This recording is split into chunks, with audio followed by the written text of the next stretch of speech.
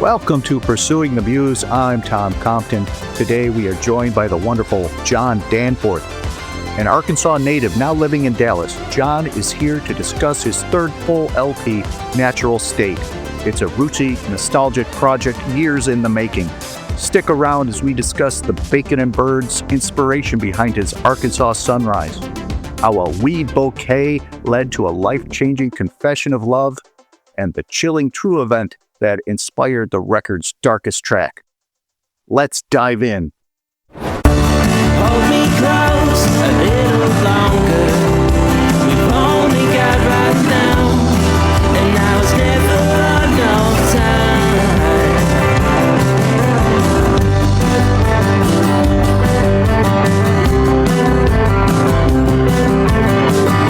Wonder why and see there is always more to discover.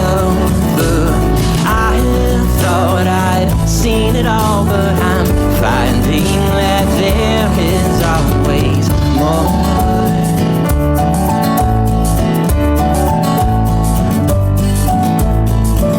I am thankful, feeling grateful for another Arkansas sunrise with you. I am thankful, feeling grateful for another Arkansas sunrise with you. All right, Tom Compton here again. I am excited today. We have Jon Danforth joining us. Jon, how are you? Doing great. Great to chat with you again on your podcast. Yes, you are one of the special return guests. It's an honor that I bestow on the few and the worthy. I hope that I'm worthy. I certainly feel honored. So thanks for having me. Yeah, you are deemed worthy. I got to say, you got the new record out. It's called Natural State, and yes, it is fantastic. So kudos to you on this great album you have out. Thank you so much. Really appreciate that. And I will say, I have been a fan since the first record. So this is your third official full LP. Mm-hmm. And as great as those first two records were, I will say this is your best work. So I'm really, really excited to talk about this thing. Awesome. Well, thank you so much. I really appreciate the kind words there. It was a lot of fun to make it. So yeah. So give me the timeline. What sort of window did you have of songwriting? How long were you in the studio? That sort of stuff. What was the buildup to get here where we are? Yeah, this album was a little bit different. I started writing it probably 6 years ago, and I was intending to release it as my second album, but I ended up writing a lot of songs that didn't make sense for this one. But they came together for the other one, and it was finished. And I still needed to finalize some lyrics on some of the songs for this one. So I went ahead with that album, Repetitions. So I've been writing, some of these songs for 5 or 6 years. And finally, last year, we went into the studio, and I think we started recording in March. And then we wrapped up in probably July timeframe, July, August, for mixing and mastering and everything. So it's been a long time coming. And it's been fun though. It's been a great experience. The album, I know we'll get more into the details of it, but it has a fair bit of nostalgia, a fair bit of calling back other, different seasons of my life, years ago. And so that was kind of interesting looking at it, current day, and kind of putting together songs and lyrics to address those things and how I feel about certain things. So it's been a really fun process, and I really enjoyed it. So can't wait to get it out there for everyone to hear. Yeah. And it's called Natural State, and it's a lot of it feels like kind of an ode to Arkansas. Mm-hmm. So you're going with the double meaning of state there, I assume. Yeah, absolutely. So the album is called Natural State, and it's definitely kind of part tribute to my home state of Arkansas, part documenting my experiences and some stories there. And then also I joked around as we were making the album, there's more references to nature in this album than like all of my other music combined. And so it was very much, something for the hippies, I suppose. Definitely a lot of nature references, a lot of love for Arkansas on the album. Yeah, there's a fair amount of wildlife. I think deer make a couple appearances. Deer, possums. I mean, birds. Yeah. So right, and right out of the gate, Kingfisher. We're going with the bird. This is a great opening track. It's high energy. It grabs you. It pulls you in. I think it does everything you'd want out of an opening track. So Kingfisher itself. What are you going with for the song? It's kind of a celebration, is what I'm hearing. Yeah, thank you. It's an interesting song because I lived in Arkansas for 25 years and primarily in central Arkansas, and we would go, there's a state park there, Pinnacle Mountain State Park in central Arkansas. I think it's just outside of the Little Rock city limits there. But there's a trail at Pinnacle Mountain called Kingfisher Trail. And so me and my girlfriend, who's now my wife, thankfully, we used to go walking there all the time, and just a lot of fond memories of driving out there and walking around and having a good time. So yeah, it's kind of a nod to that, and a nod to just there's a lyric in the song, "Now is never enough time." So it's just trying to get the most out of the current moment and where you're at, and acknowledging it goes by really fast. So yeah, I think that's a recurring theme in the album for you, is like appreciating the moment, which is a good message in this day and age, because there's so much blaring, and a record that can like point out there's something special in the little things. I think is a very beneficial piece of art for the world today. Yeah, I would agree with that. I think it's a lot of value in slowing down, getting outside, and enjoying and living in the moment you're in, instead of scrolling on a screen, right. doom scrolling, or planning ahead for the future. I don't know. It's good to live in the moment sometimes, Right, and I'm going to jump tracks down to because it came to mind the song "Tall Grass." I mean, talk about a slice of life. Of like, you got to cut the grass. That's really what's going on with the song. And like, you're looking around at the yard and you're seeing all these little things, and really master craftsmanship to put that and make it like a catchy song.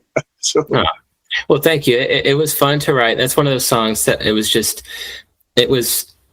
some songs are just fun, and they just kind of flow out simply, and that was one of those. I was sitting at the dining room table looking out the front, at the backyard, and it just, I literally have, a pecan tree in my backyard, and there's squirrels up there, and you can hear, them dropping, and it's actually all factual, like all the different like little nature scenes all happened in my backyard, like literally. There you go. So, yeah, it's just a song waiting to happen, really. The names of the squirrels have been changed to protect the innocent. Of course. But based on true events. Exactly. The lawn was mowed that day. Exactly. It happened. But it feels like that's like the one song. Like, you don't live in Arkansas now. You're in Dallas. So right. It feels like that's the one song that didn't happen in Arkansas. Or is that true? I think it pretty much is true. Yeah, everything else but it just fit in so well, I couldn't not include it, because I've been excited about that song ever since I wrote it, but I just didn't have a place to put it. And so you make an album called Natural State. I mean, that song's chock full of nature. Just throw it on there, Right. So yeah, it worked out, I think. Right. So the second track, Rest of My Life, you were talking about how your girlfriend in Kingfisher became your wife, and yet Rest of My Life is about if it takes the rest of your life. Yeah. Is that referring to your current wife, or is this just a fictionalized? I mean, because it's a cool story. Well, one of the things. Yeah. Are you going to say something? Oh, I was just going to like reiterate. Is that your wife in this story? It is.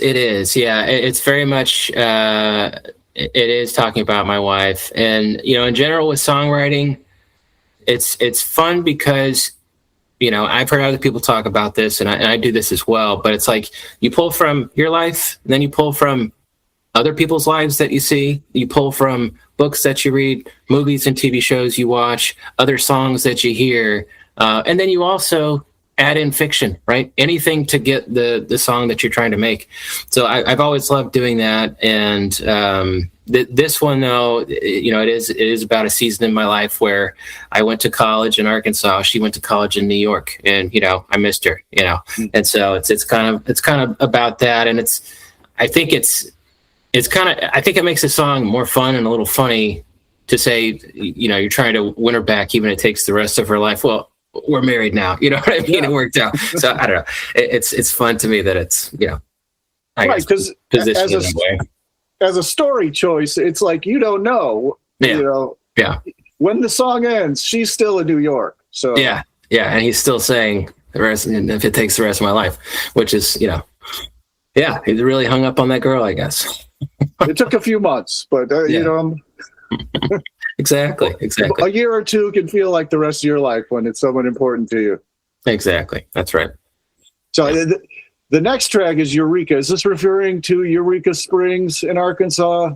Yeah, that's right. So it's about Eureka Springs, and growing up in Arkansas, I always loved going there, and we spent time there as a family. And then when my wife and I, we've been there plenty of times, just us. And then the last time we went there, which was just a few years ago, we took my two daughters as well. And the song Eureka, it's a couple. I'm trying to do a couple things. A couple levels that I'm attempting to aim at. When we were there with my daughter, at one point, my wife and my other daughter were doing something at the hotel, and they didn't really want to go out, but Corinne and I wanted to go out. And so we just started walking. We found this random trail, as the song said, there was a random trail that I'd never been on before. We went down there, and it took us to a whole new street in Eureka Springs that I'd just never seen before. And it's not a big town, right? It's a small town. So I thought I'd seen it all, but apparently I hadn't. And so it was just this lovely adventure with my daughter, just walking around this new, beautiful area. And eventually we found our way back to the part of town that we were familiar with. But it was a really special, time for me and her to bond, to explore. And so the song is about that, but then it's also about the fact that, we're all getting older, and as you get older, sometimes you start to get more jaded, you start to get more worn down, and there's, not everything seems new. There's not as much sparkle on things, and so you can have more of a tired view of the world sometimes. And so whenever you're with someone who's seeing something for the first time, it can really remind you, like, hey, there's a whole lot of stuff that you haven't learned, you haven't seen, you haven't experienced. Enjoy it, find those experiences and, live, you know what I mean? So there's also kind of the name of the song is called Eureka. So it's like, it's kind of a celebration of finding something new, an old person being shown, an old-ish person, me, I'm not that old, and being shown something new from a young person. It's that surprise. And then it's also a nod to Eureka Springs. So that's, kind of the thinking behind that one. Yeah, that's fantastic. I was thinking that when I heard it, there's a little piano riff that repeats throughout the song. Mm-hmm. And to me, it felt like I could almost hear like a music box, which to me evoked like a childlike wonder. Yeah. And I did not know the song was your daughter with you in the song. I thought it was your wife, Mm-hmm. So it's very cool that, that I'm hearing a childhood in the piano part, and that's exactly what was happening. So that's cool. There you go. Yeah, and the piano was played by my good buddy Bobby Orozco. He's a fantastic piano player here in Dallas. So he played on several songs on this album. Yeah. Yeah. And some of the instruments you got going in here are you got like banjo and fiddle. Yeah. Is this the first time you've had those instruments going with you? I've had strings before. I've had cello before as well. We've had a little bit of fiddle in the past, but not as much as on this album. And then banjo, I've never done banjo before, never had that, and so that was brand new and a lot of fun, and really happy with how that turned out on the songs that we put banjo on. Who's playing banjo with you? So that's Shannon Barton. So she's in Nashville area, I believe, and so connected with her, and she did a fantastic job on it. Yeah. Yeah. At what point did you say? Because banjo's on a fair amount of songs, and it's great. It's because banjo's the kind of instrument that just like drives the rhythm. It brings a lot of life. At what point did you realize you wanted to have banjo on there? Well, I always knew that I wanted to make this a very folky, rootsy record, and that was the intention from the get-go. However, similar to the process that I've done in the past, we did drum, bass, acoustic, and vocal, and then we did recording order, and then we went ahead with electric guitar. And I heard electric guitar on it, I was like, no, that's not quite, we're not there yet. Like, we'll probably have electric somewhere on the album, but it's just not what I'm going for at this point. And so then I was like, I'm going to try banjo on a song, see what it sounds like. And then if it works, maybe we have it on a couple other songs. So it was very much a feel things out as we go, try things, and ended up being able to have it on 3 different songs. So pretty cool. Yeah, I love it. It sounds great. So awesome. Thank you. The next track you got going was the second single, right? Hot Springs Blues is the next track on the record. Yeah. It seems like a song about finding some sort of healing after. I mean, there's like a breakup that happens, and then it's cool the way, like places that have hot springs are like notoriously known for like the healing waters, and it feels like that's what you got going on with this. Yeah, absolutely. Hot Springs, and I've mentioned this to others, but Hot Springs is one of my favorite cities in Arkansas. Just been there tons of times, and just it's such an interesting city. Like, I don't know, I don't really know how to explain it. It just has kind of a draw to me. But it's really a beautiful place. It's nestled like in the hills with lots of lakes around. Great places to go downtown. A lot of interesting history and just kind of a mystique to it. And so I've always wanted to write a song about it, to, just because I love it so much. And for this album, just in the songwriting process, started writing a breakup song, and I was like, yeah, what if we tie it in here? It's like it worked out quite well. Everybody's gone through a breakup before, so I think everybody kind of understands the feelings there. And sometimes you just got to get away somewhere to get some healing, whether that be, the hot springs, healing waters, maybe stopping at a bar, things as well, that kind of thing. So that was kind of the idea, for that one. And I love the way that the piano and the banjo work together. I wanted the chorus to sound almost like a old school saloon vibe. You know what I mean? Yeah, it's like kind of a fun, I don't know, not goofy, but silly. I don't know.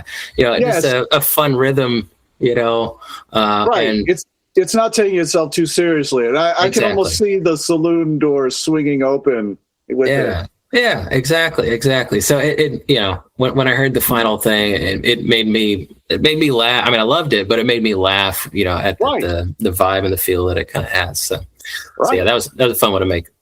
It stands out enough to make it a single. So there you go. Yeah, absolutely. That's how I felt. Tell me, is Ohio Club, is that an Arkansas thing? Ohio Club whiskey makes an appearance in this song. Yeah. So Ohio Club is a bar in downtown Hot Springs, and so it's one where old.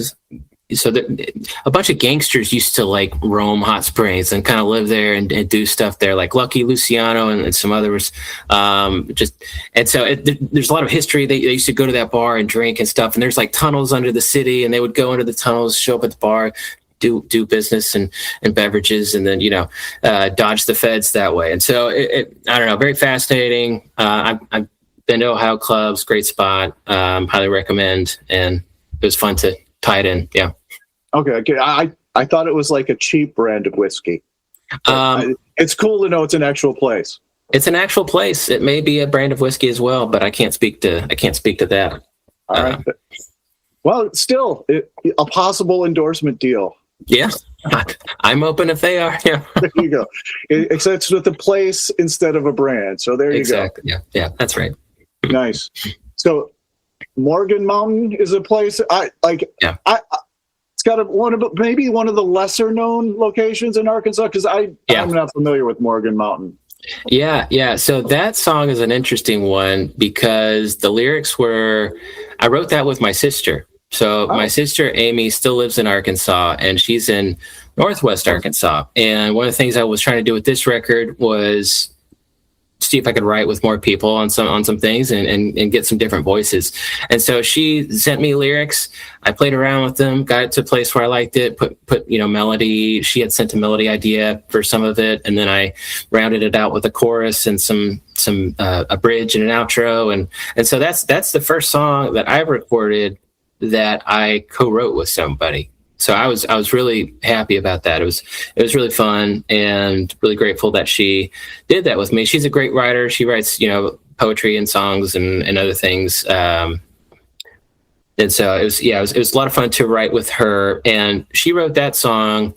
She said one time she was driving through Arkansas, I think some more rural spot in Arkansas, and she saw a sign for Morgan Mountain, and so it kind of intrigued her, and so she just started writing about that, and we kind of made it into a kind of a traveling tune, if you will. So that was a lot of fun, and I love there's banjo on that one as well. So Shannon Barton played that, and then Will Carmack played some nice electric guitar as well, and I really like the way that the banjo and the kind of more psychedelic-y guitar kind of went together there.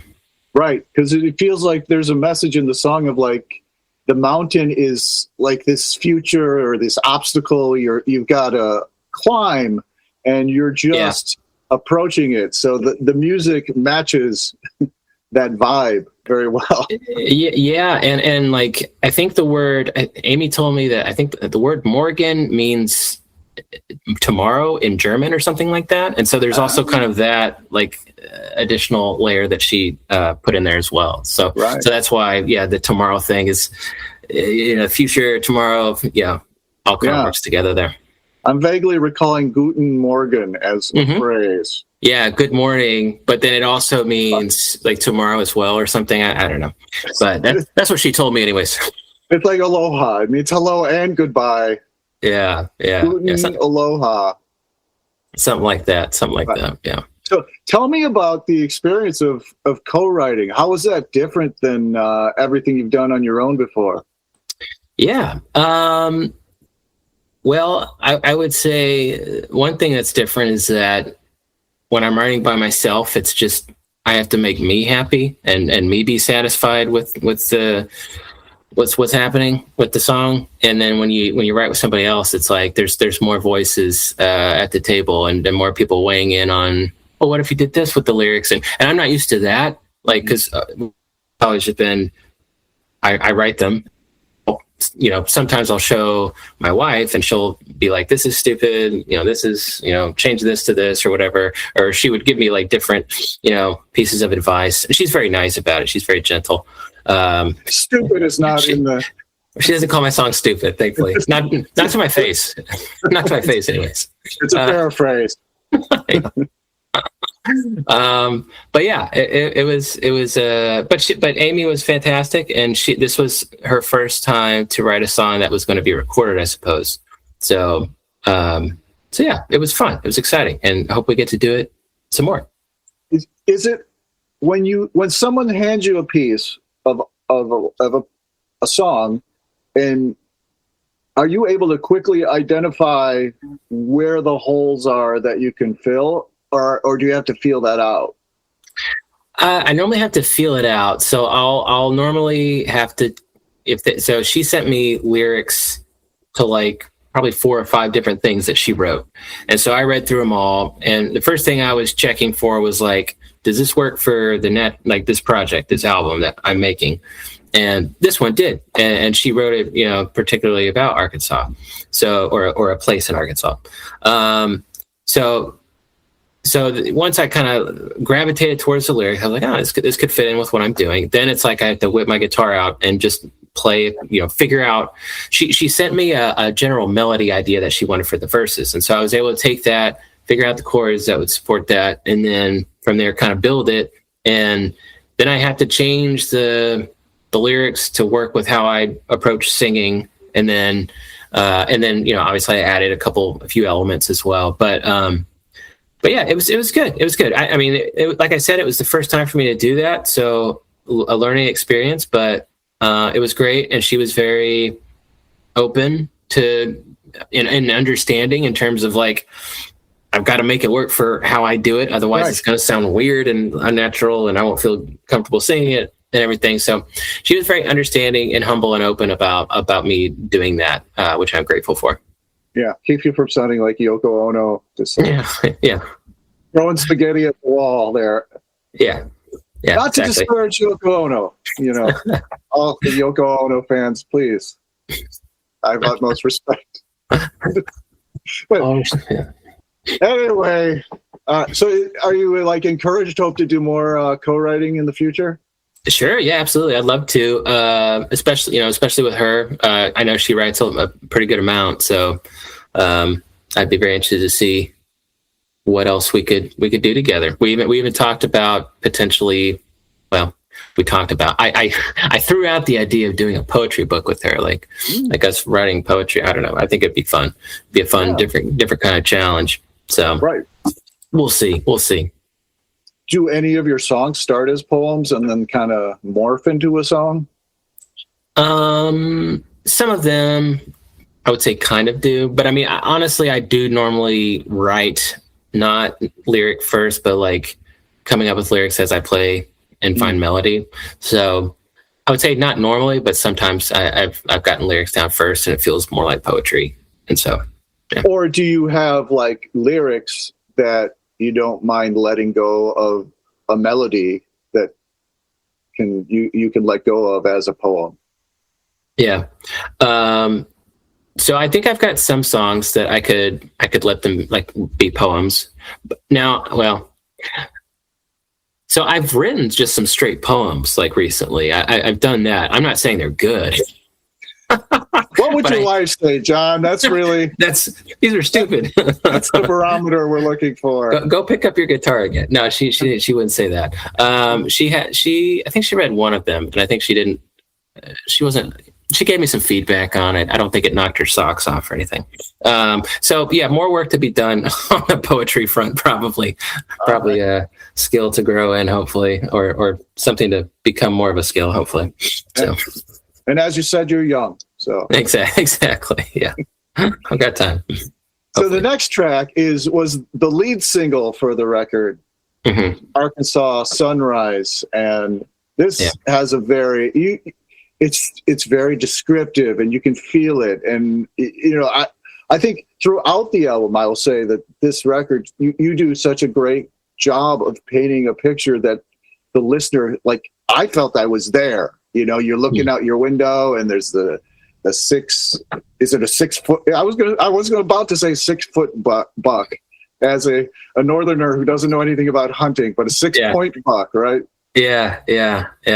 So I mean, you've got such great descriptions, and then you pull in the emotion of gratitude. Was this a particular moment that happened and you captured, or was it more of a poetic license of time?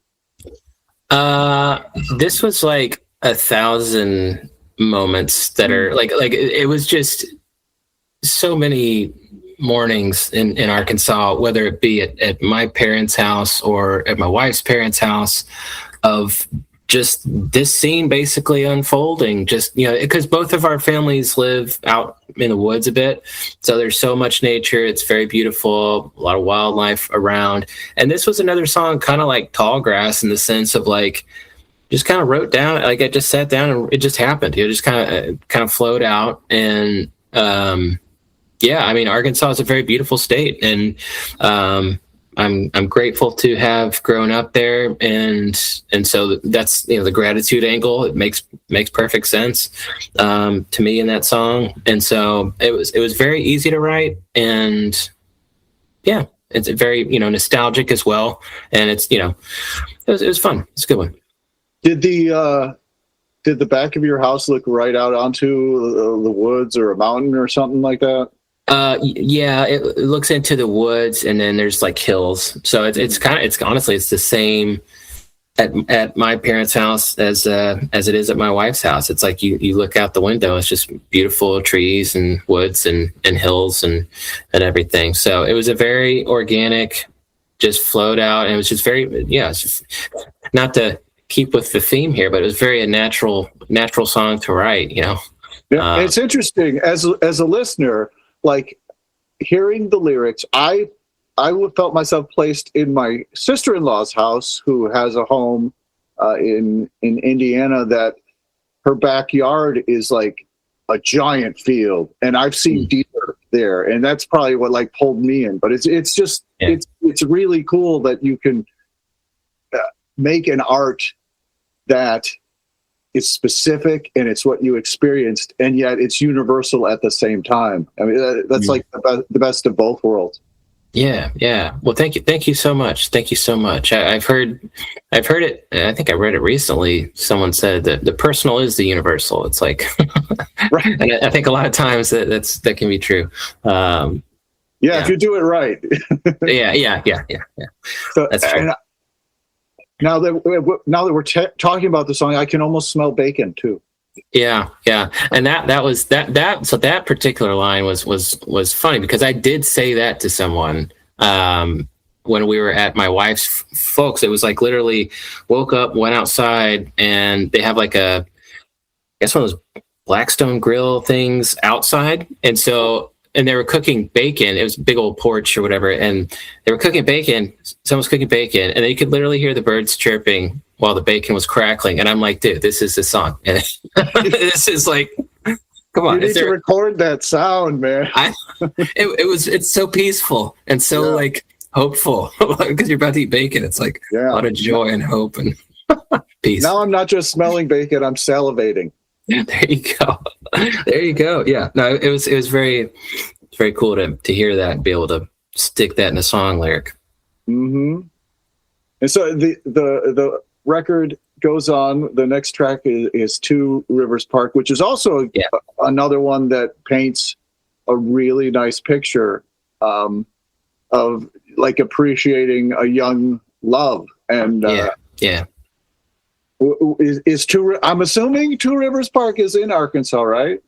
Yes, it is. Two Rivers Park it's a very beautiful park that is in Little Rock, and we went there tons of times with my wife and with others, and beautiful place to be. And the song is about a very specific moment. First time that my wife told me that she loved me. So that's a keeper moment. Yeah, it was a big one for me, and it was really fun to be able to work that into a song. And that was again, a lot of these I feel like are just kind of pages out of like my story, really. And that one was almost down to the letter, like a description of an actual event. So you gave her a weed bouquet? Yeah, because there was like hardly any flowers there. So that's kind of the joke, is that I was trying to find anything and there wasn't anything. And so I got these like, they were basically like weed flowers. It's just not very pretty, but she was appreciative of the effort. So right. And it's good to set the bar. You don't want I'm not going to give it 24 roses every time. I'm sorry. I mean, we were on site. I didn't want to leave, so I had to like find something, and so it just kind of worked. I mean, she told me she loved me that day, so I guess they worked out. You told me you love me. Here's a bunch of weeds. No,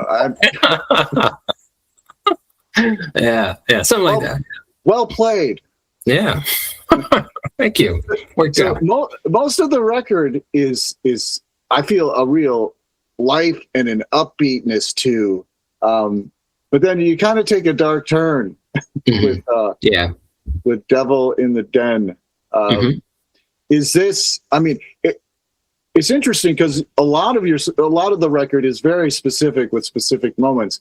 And this is the one where it's almost a mood. And I don't know, listening to it, I don't know what the details are, but there's something dark going on. Yeah. It was inspired by an actual event that happened in Devil's Den very recently, actually, where someone killed 2 people with a knife.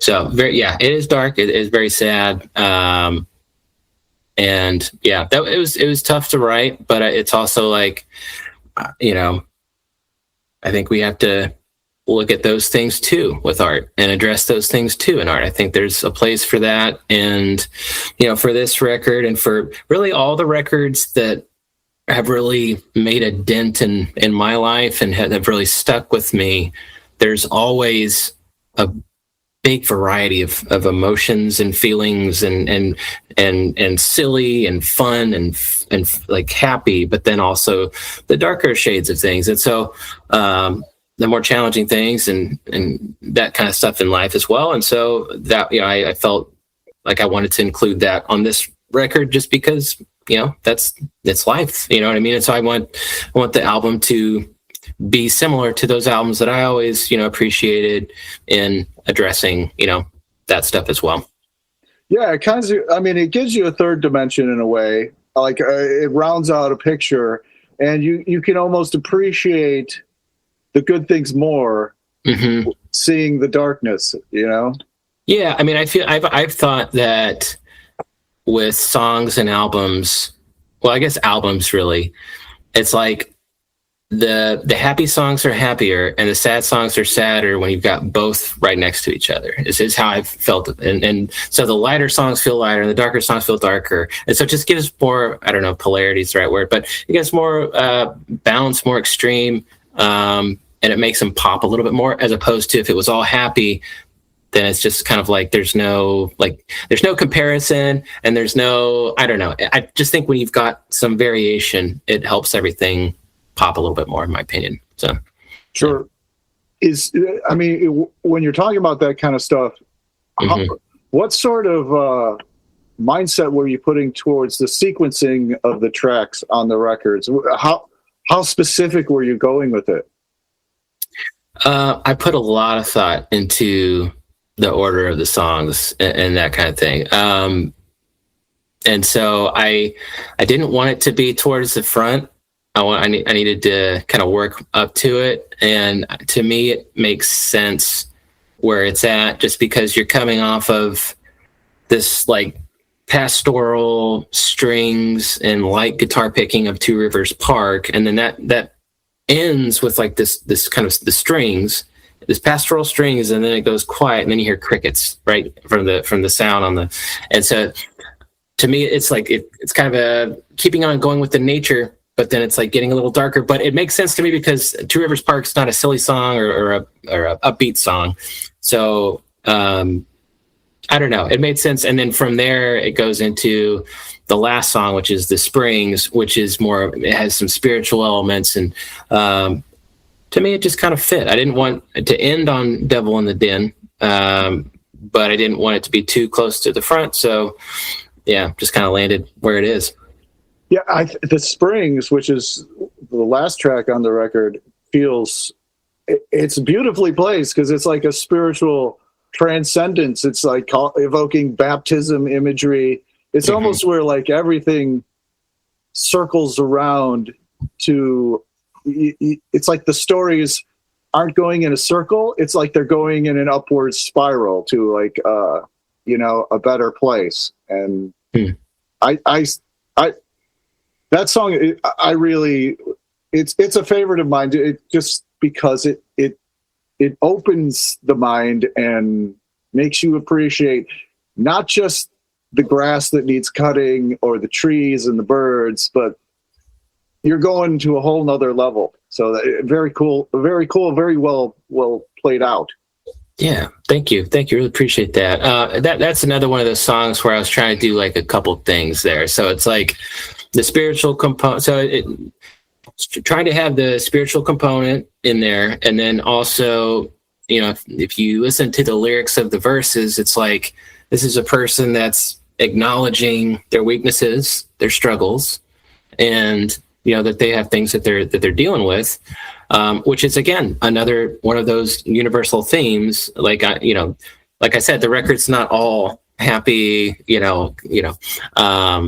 happy and poppy and upbeat. There are moments of kind of more darker with Devil in the Den, and then on the Springs, it ends with some spiritual hope, but it's like the verses are acknowledging challenge and weakness, and so it's got that piece.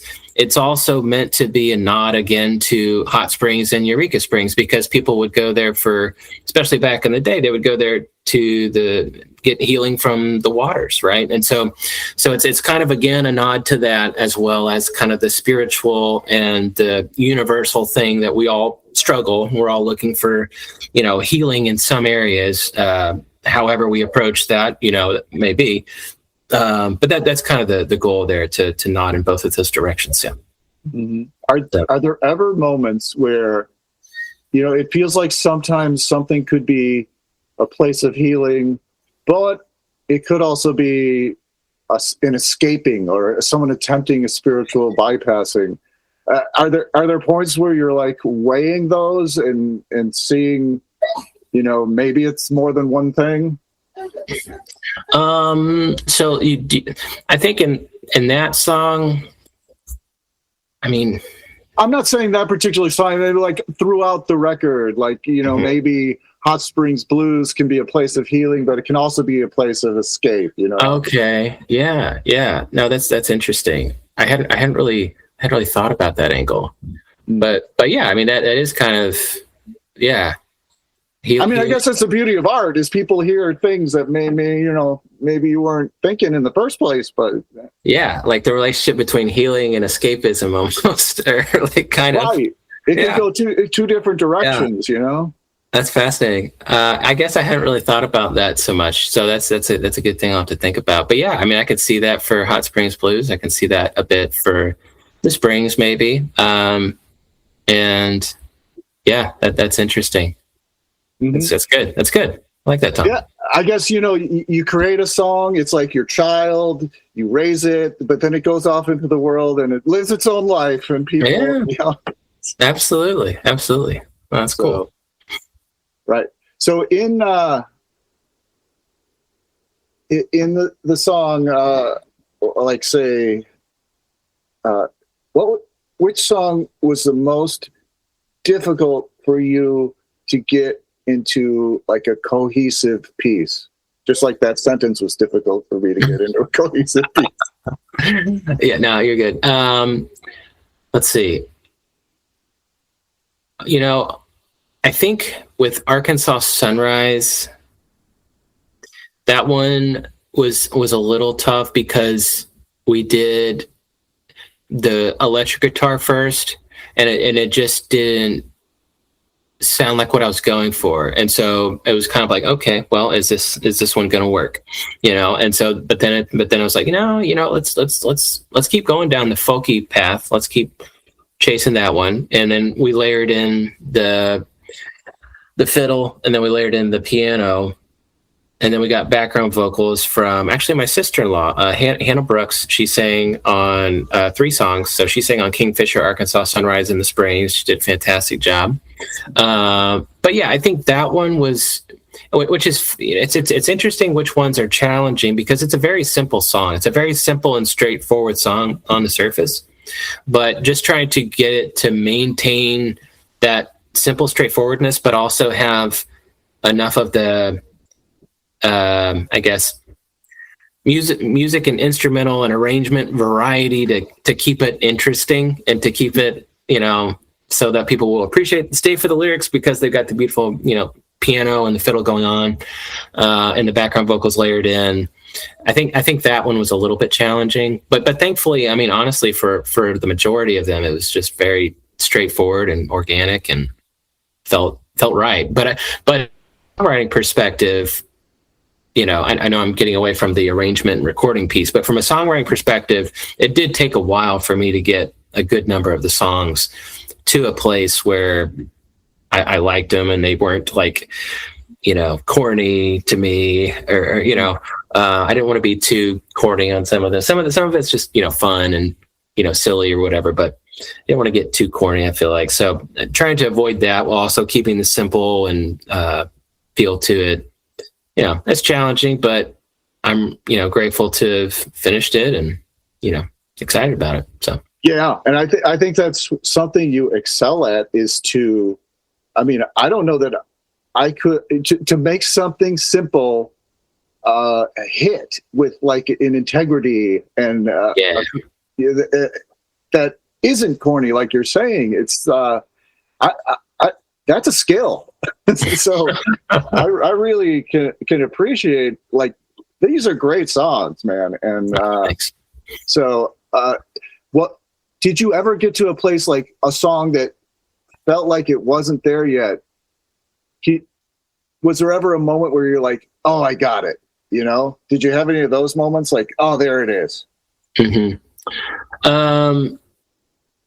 I think Kingfisher was kind of like that. It took a while again to get the lyrics to a place.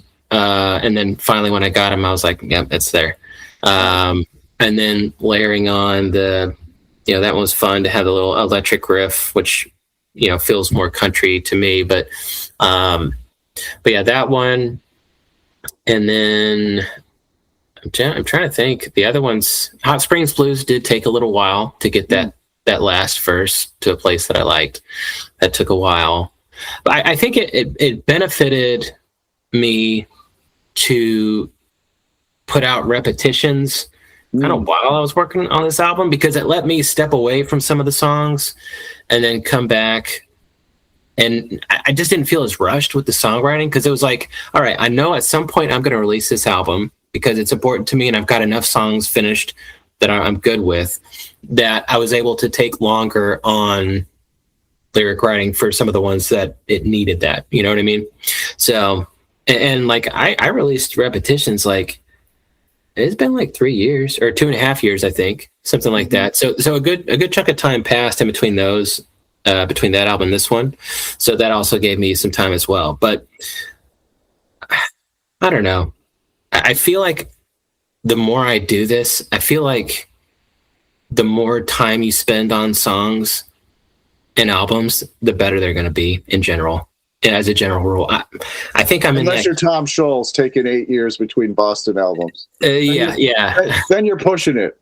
Yeah, because I understand like best practices for musicians now is to release a song every 2 seconds. Like it's just like you're supposed to release one every, and I'm just like, the vast majority are crap. Like, sorry, like right. if you could write excellent songs that frequently, then go for it. But like most people just can't, you know what I mean? And so I really think there's value in taking the scenic route, despite the fact that, you know, algorithms and streaming platforms and, you know, everybody, the music industry doesn't play by, you know, it's like, that's not an acceptable opinion to I guess the music industry or something in general. But I just think better. I think longer you take, more in general, it's going to be better. I don't know. Right. Yeah. I mean, on the one hand, if you're pumping out tracks on a regular, like monthly, bi-weekly basis, it's like a commodity. Yeah. Whereas what you're talking about is you're not sharing it till it's ready, and that's when it becomes an art. Yeah. Exactly. Yeah, that's how I feel about it. And I know a lot of people disagree with that, and that's perfectly fine. They're just wrong as all. No, I'm just kidding. I'm kidding. Well, I've got one of those people here. We're going to have a Jerry Springer moment. All right, let's go. Let's fight. No, I kid. Yes. But I don't. No, I'm kidding. Yeah. So, I mean, we've gone through the tracks and you've talked about, you know, the process. Are you, I mean, you were talking about the fact that you were working on this album while working on repetitions. Mm-hmm. Are you also working on like the next record at this point, or just curious? I would say I'm always looking for songs, always kind of hunting and always jotting down notes in my notes section on my phone and my journal now. And so I'm it's kind of always doing that. So in that way, I suppose I'm always writing for the next project. I found it really helps to do that, because a lot of times when I release an album after it's done, I'm just kind of, I don't know. I normally feel a bit down after releasing the album, because it's like, it's done, it's over. What now? You know what I mean? There's always kind of that feeling. And I've talked to other artists and they feel the same way. So if you're just always kind of working on songwriting, and it helps, it almost helps just to get through the one you're currently releasing. For me, because you got that thing that you're looking forward to and kind of plotting for, which I always like to. So I would say I don't have anything like nailed down like I did for this album when I was working on repetition. So I don't have anything as formalized as that, but I am, trying to songwrite here and there. Did you feel like with Natural State, you knew it was like a nostalgia about Arkansas collection of songs that you had on your hands, and it was hard to get cohesive, and so repetitions wound up like skipping ahead as the record you released? As you're putting out Natural State, would you say sure you're writing songs all the time, do you have any idea of like a theme to any of them, or is that yet to appear? I would say that's yet to appear. Yeah. So I don't have it baked out. So yeah, not exactly the same position I was in when I was releasing repetitions with Natural State, but yeah, we'll see. Honestly, I've been enjoying rolling this album out a bit more. It's been fun, and so yeah, I'm trying to enjoy that piece of it a bit more, because sometimes with releases, it's easy to get bogged down or discouraged by like maybe the business side or that kind of thing as far as getting it out there. But it's been more fun this time for whatever reason. So I think it also helps that I've never made an album about a place before, you know what I mean? So it's like, this is a totally different album for me in that regard. It's it's a tribute to Arkansas, and it is nostalgia, but it's not only nostalgia. Like some of these songs are stories that, like, Arkansas sunrise. Like I said, tons of mornings like that, including, a month ago for Christmas when we were there. You know what I mean? So that's kind of an ongoing thing. And there's Eureka happened a few years ago. So like, it's not all just me looking in the past and writing about, other chapters and my story from years ago. Some of it's like fairly recent. So, but I understand, like, it does have a overall nostalgia feel, and I'm okay with that. That's fine. And I'm not using nostalgia as like as a back in time thing, but I'm saying, like, from a place. You're in Dallas, and like you might have nostalgia for last weekend in Arkansas. It's okay. Yeah. And it's like, and that's cool. I mean, because like, it's cool to think of like places, not just time, but places. And this record does that, and it's cool. It helps me, like, because I'm up in Chicago, but I've like we'll do a road trip to Door County up in Wisconsin, and get nostalgic for that. And it wasn't that long ago, but it's like, I don't know. Okay. It's a cool, it's cool what you pulled off, Yeah. Okay. No, that makes sense. Yeah. Thank you for that. Appreciate that. Yeah. It was a lot of fun. It was cool. This could almost be like the Arkansas Tourism Board could almost like buy up 1,000 copies and distribute them as like promotional material. Come to Arkansas. I would be down for that if they wanted to. They haven't reached out yet, so we'll see. Because I like when I listen to Eureka, I'm like, I assume this is a place in Arkansas, but I don't know. So I like Googled it, and like it looked really cool. It's like You should go there. You should go there. It's probably not that far of a drive from Chicago, to be honest with you. I bet it's 6 hours. Putting your Jeep. I bet it said it was a tourist destination, so you'd love it. You'd love it, Tom. Go there. I'm telling you. I can give you recommendations on restaurants and stuff. I may take you up on that. Look at me doing the tourism, Arkansas tourism job here. What am I, an ambassador here? I don't know. You need a commission in retro here. That's what I'm saying.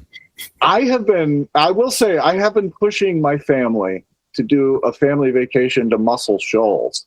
And that's very close to a lot of the locations you're talking about. So, I mean, I'm going to work the angle more. So this record may help me get to Muscle Shoals to pay homage to Fame Studios. That would be awesome. I'd love to go to Muscle Shoals. But yeah, if you do a road trip, were you going to do a road trip down to Alabama? Yeah, I'm pushing Natchez Trace, and it changes. It changes because I still haven't connected to get the buy-in. So it's like I want to go for the music stuff, but it's like my family's more like nature and history, and so I'm building a whole case. Well, yeah, if you drive through Arkansas, there's your nature. Hit me up if you go. I'll give you all the recommendations, all the best spots as far as trails, parks. I'm here for it. And then they get their nature, and then you get to do the Muscle Shoals. How about that? Right. So you are helping Arkansas tourism. There we go. Well, don't belittle that contribution you're making to the local economy of Arkansas. There we go. Happy to do so. Yeah. And is Bo's Barbecue a place you would recommend? If it was still in business, unfortunately, Bo's Barbecue was a spot in Benton, Arkansas, that we would go to. My family would go to when I was very young, and it was very exciting to go there. But unfortunately, it became like an Italian spot, and then I think it just closed down or something. So it no longer exists. At least not the one that I went to. I think there may be another spot called Bo's, because somebody else was texting me and was like, hey, is this the spot you're talking about in the song? And it was like in Northwest Arkansas, and I was like, well, no, I'm not. It's not what I was referring to in the song, but if they try to swoop in and claim it, I won't argue too much. If they want to, I guess it's fine. Accidental branding there. Yeah. I guess so. You still watching the Razorbacks though? Is that your team? The Razorbacks are my team. I watch them when I have the mental fortitude to deal with the perform. So the football team had a rough year, last year. Basketball team's doing great. Team is doing great. So Coach Calipari has got them winning some ball games. So still cheering for the Razorbacks. Yeah, they'll make some noise in March. Yeah, absolutely. Yeah, for sure. Are you going to be able to tour in support of the record? I'm not sure that I'll do a tour. I'll play shows around DFW area, and I'll play some shows in Arkansas.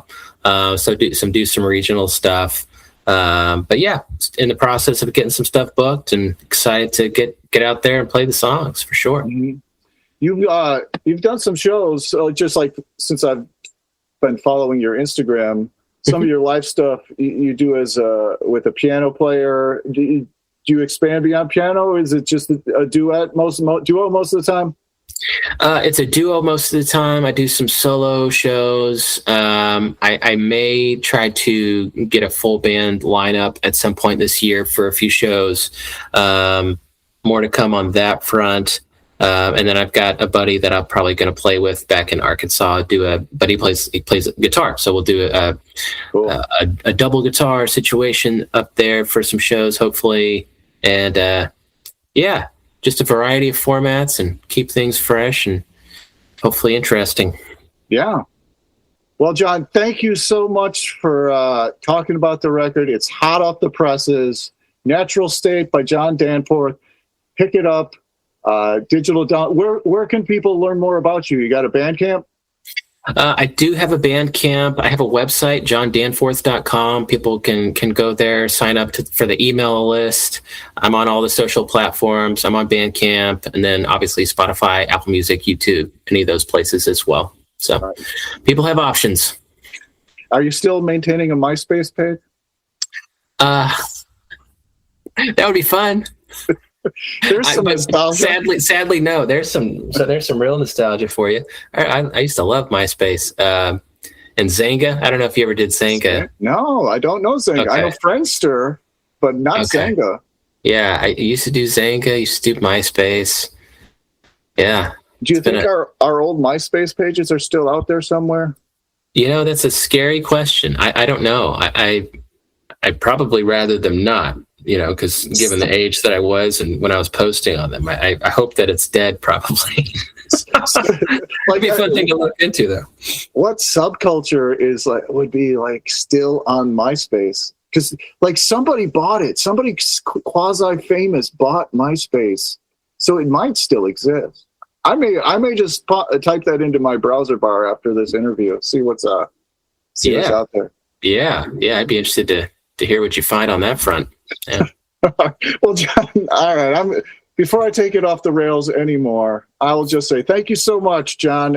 Absolute pleasure. The new record is fantastic. I hardly endorse everyone running out and grabbing it on the downloads. So I sound like my mom. Grab it on the downloads, everybody. Thank you so much, Tom. Really appreciate the kind words. Thanks for chatting with me about the album. And yeah, thank you. All right. Take care. All right. Bye-bye. Bye.